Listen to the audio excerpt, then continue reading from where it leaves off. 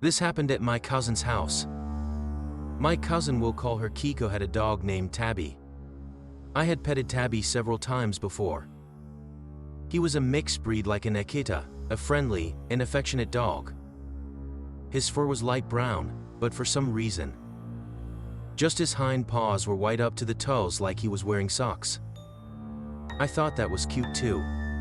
When Kiko was 5 years old, her mother, my aunt, got a newborn puppy from the neighbor that had just opened its eyes.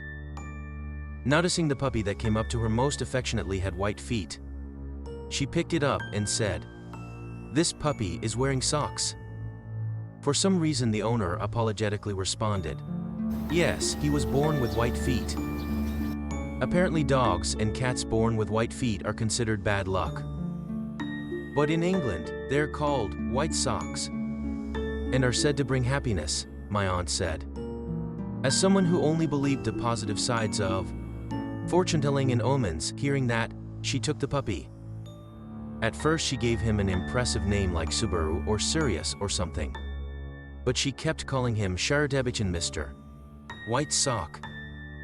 And since he responded to that name, because it's what she called him when feeding him, his name changed to Tabby.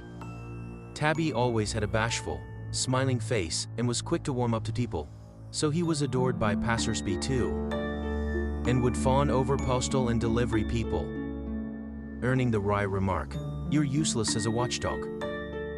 He was a beloved family member for many years. But when Kiko was staying in Kyoto for college entrance exams, he suddenly disappeared. Not wanting to negatively impact her exam performance, my aunt kept it from Kiko and searched all over, even going to animal centers and other wards, but Tabby was never found. When Kiko returned and heard about it, she also made and put up missing dog flyers. But Tabby never came back. The whole family was sad. Since he was quite old, they figured maybe he'd been in an accident. Or hopefully someone had taken him in because he was so friendly. They were too shocked to get another pet after that. 7 years passed. Kiko graduated college, became an office lady, and got happily engaged. She had lived alone since college, but in the month before her wedding, she moved back in with her parents to prepare.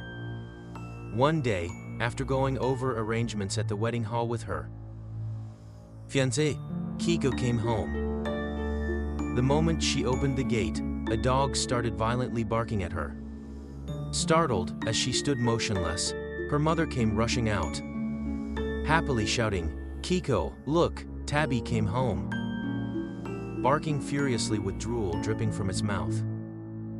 The dog was undoubtedly Tabby. Its appearance and shape, the faded green collar Tabby used to wear, and most of all, the white socks.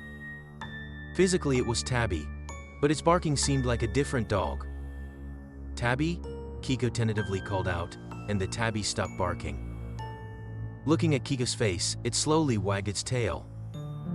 Her mother was overjoyed, saying, "When I came home from shopping, he was sitting in the yard. He barked at first, but when I called his name, he came over and licked my hand, 'Welcome home, Tabby,' and pet Tabby's back." Kiko pet him too, but felt this wasn't the same dog. If this really was Tabby, he would be 20 years old. Sadly, he must have passed away already.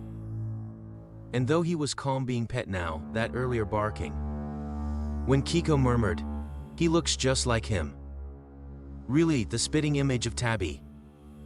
Her mother scolded, "Tabby." But to Kiko, this dog just didn't seem like Tabby.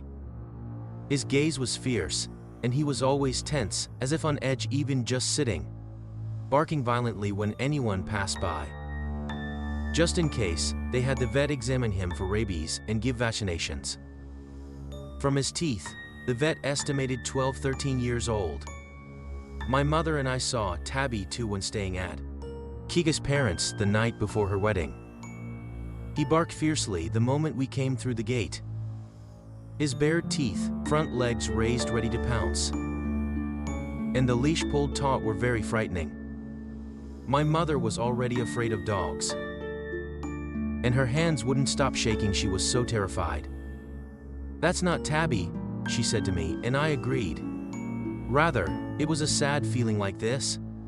Violent dog was sullying the memory of the beloved Tabby. After marrying, Kiko started her new life in the next town over. Despite everyone saying, "He looks just like Tabby." But it's not him. Her mother doted on the dog as Tabby.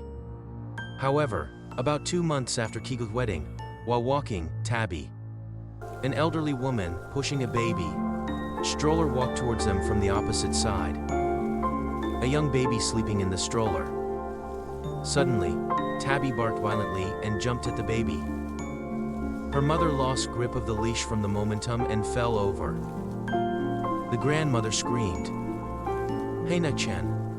To shield the baby from Tabby, she threw herself over the stroller, and Tabby landed on the grandmother's shoulder, sinking his teeth in.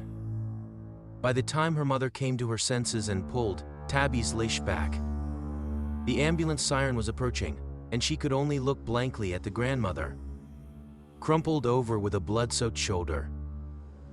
And the screaming baby, its voice gone hoarse. Luckily, the baby got away with just scratches. But the grandmother needed 7 stitches. And while hospitalized, her weakened condition developed into pneumonia. Even after being discharged, her health never recovered.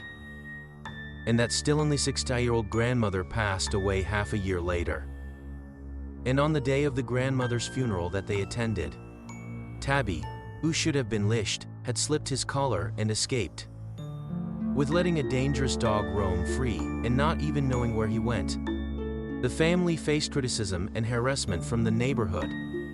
And around 3 months after the funeral, now her mother has gone missing.